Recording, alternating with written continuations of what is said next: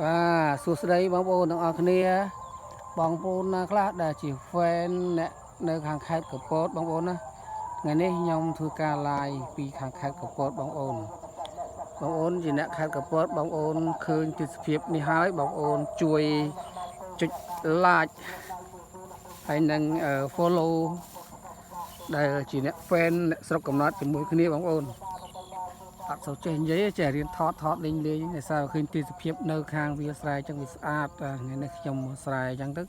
ហើយក៏ឆ្លៀតថតលេងដើម្បីធ្វើការផ្សាយជូនបងប្អូនណាដែលមានចំណងចំណូលចិត្តដូចជាពួកខ្ញុំចូលចិត្តបែបលក្ខណៈបុរាណស្រែចម្ការបាទដោយសារយើងជាអ្នកស្រែចម្ការយើងត្រូវតែយកចិត្តទុកដាក់នឹងស្រែចម្ការរបស់យើងត្រូវការមើលទឹកបាជីអញ្ចឹងទៅគឺក៏ដកស្មោបោចស្មៅអញ្ចឹងទៅតែស្មៅមិនសូវបានបោចប៉ុន្មានទេដោយសារបាញ់ថ្នាំទៅវាងាប់ខ្លះអញ្ចឹងណា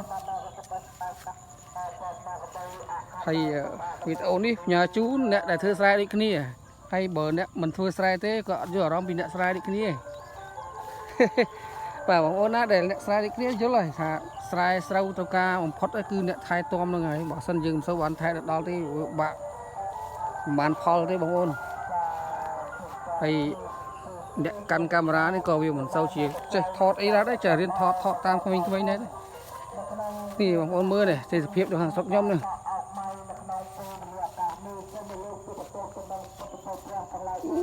ហើយបាក់ទំនប់អត់ថាទប់វាចូលទឹកឲ្យវាបានទឹកបន្តិចលើបាក់អត់ហើយ